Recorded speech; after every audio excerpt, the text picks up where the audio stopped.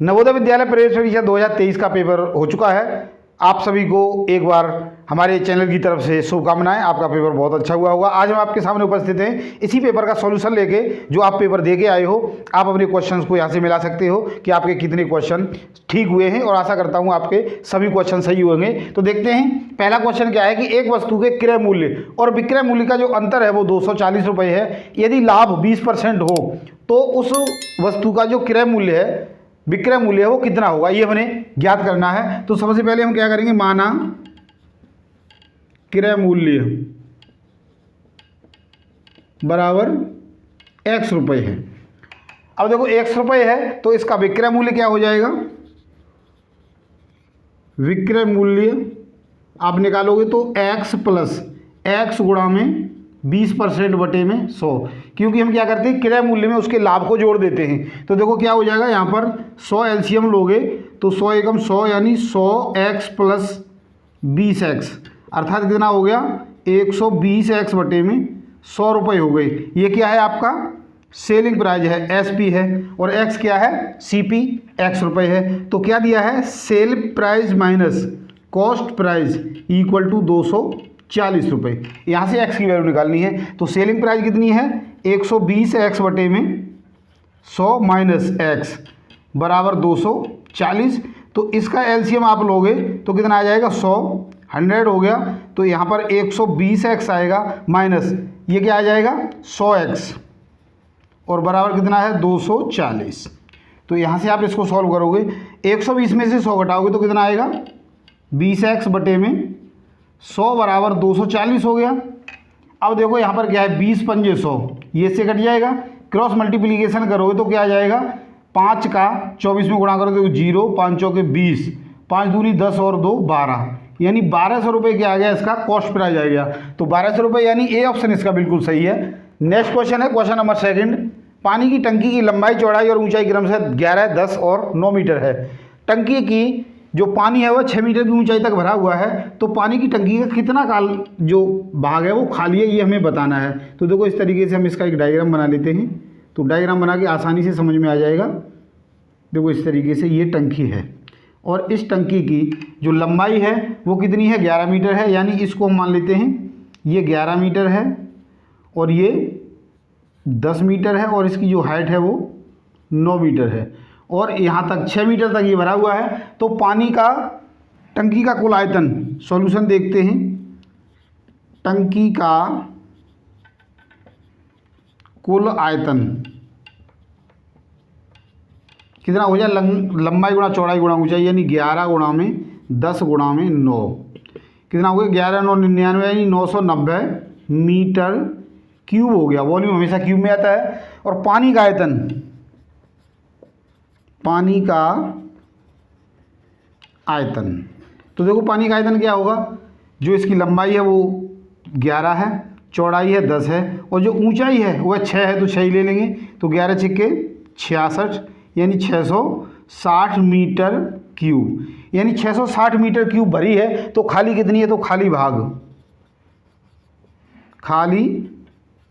भाग यानी 990 में से 660 को घटा दो, कितना आ गया 0, 9 में से 6 गई 3, और 9 में से 6 गई 3, यानी 330 मीटर क्यूब भाग उसका खाली है। और पूछा क्या गया है, तो कितना भाग खाली है। तो क्या कर देंगे हम, इसका रेशियो निकालेंगे। तो देखो 330 बटे में 990, 0 से 0 कट गया, और 33 से ये 3 बार कट गया, यानी 1/3 भाग इसका क्या है, खाली है। तो 1/3 यानी बी ऑप्शन इसका बिल्कुल सही है। नेक्स्ट क्वेश्चन है 43। एक हॉल के फर्श जिसकी लंबाई 12 गुणा 10 मीटर की पूरी तरह ढकने के लिए 10 सेंटीमीटर और 8 सेंटीमीटर की आयताकार कितनी टाइल लगेगी। तो देखो 43 का सॉल्यूशन देखते हैं। टाइलों की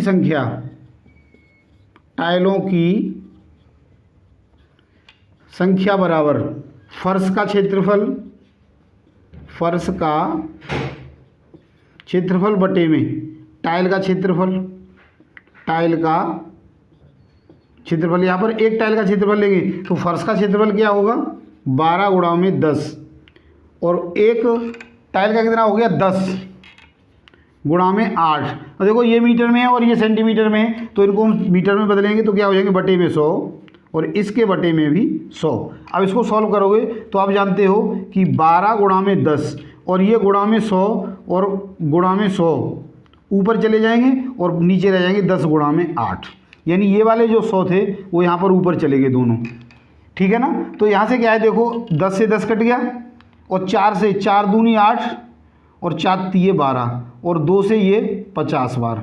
अब इनका गुणा करो तो 50 तिये 150 हो गए, 150 और 3 2 जीरो यहाँ से आएंगे, यानी 15,000 टाइलों की आवश्यकता होगी। तो 15,000 यानी बी ऑप्शन बिल्कुल सही है। नेक्स्ट क्वेश्चन है, एक विक्रेता 44वां है, कुर्सी को 15% लाभ के स्थान पर वह 8% के लाभ पर बेचता है तो उसे 56 रुपये कम मिलते हैं, यानी पहले से 56 रुपये कम मिलते हैं। तो क्या निकालना है, कुर्सी का क्रय मूल्य। 44 में का सॉल्यूशन देखते हैं। माना कुर्सी का क्रय मूल्य बराबर x रुपये है। अब दोनों का लाभ निकालेंगे और लाभ के अंदर वो घटाएंगे, तो अंतर सीधा निकाल देते हैं। देखो लाभ क्या हुआ, x गुणा में 15 बटे में 100 माइनस x गुणा में 8 बटे में 100 बराबर कितना आता है, लाभ जो है 56 रुपये कम मिलते हैं। तो यहाँ पर इसको हम 56 रख देंगे, इसी को सॉल्व कर देंगे। तो देखो 100 तो एलसीएम है दोनों में, तो 15x में से आप 8x घटाओगे तो कितने आएंगे, 7x बराबर 56।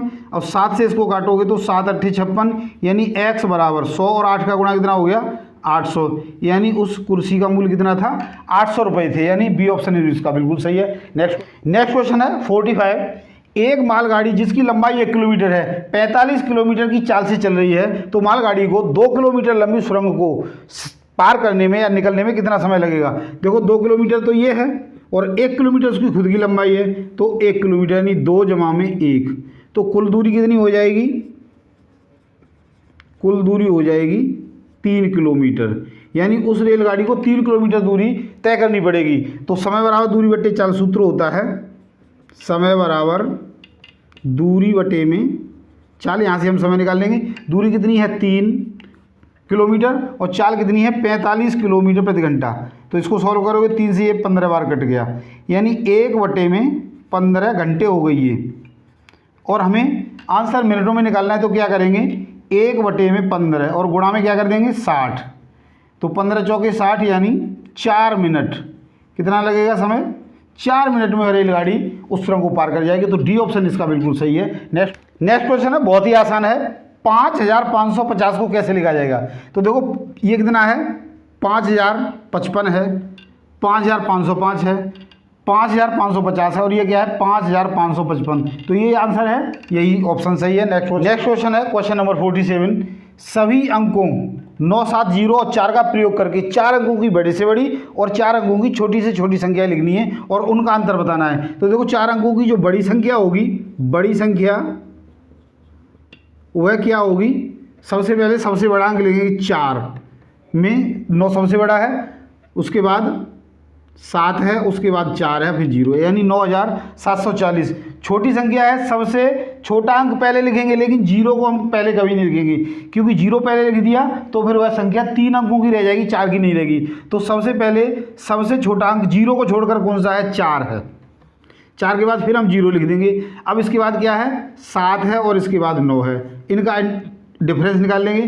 तो यहाँ से 10 में से 9 घटाओगे 1 आएगा, यहाँ 3 बच गए यानी 13 में से 7 घटाओगे तो 6 आएंगे और यहाँ पर 6 बच गए यानी 6, और 9 में से 4 घटाओगे तो 5, यानी 5661।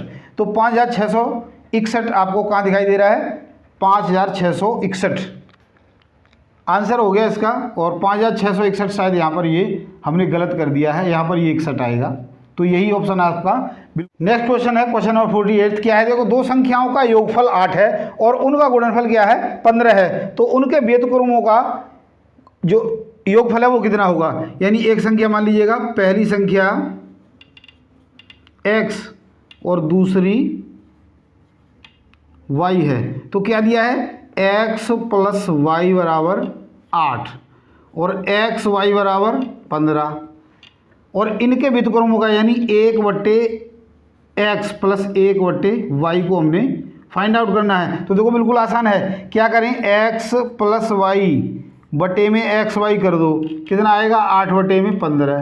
तो यही आंसर हो गया हमारा 8 बटे में 15, यानी ए ऑप्शन बिल्कुल सही है। अब देखो कन्फर्म करते हैं कैसे सही है। एक्स बटे में एक्स वाई, तो एक्स बटे में एक्स वाई प्लस वाई बटे में एक्स वाई, तो देखो x से x कट गया, y से y कट गया और बराबर 8 बटे में 15 हमारे पास है ही।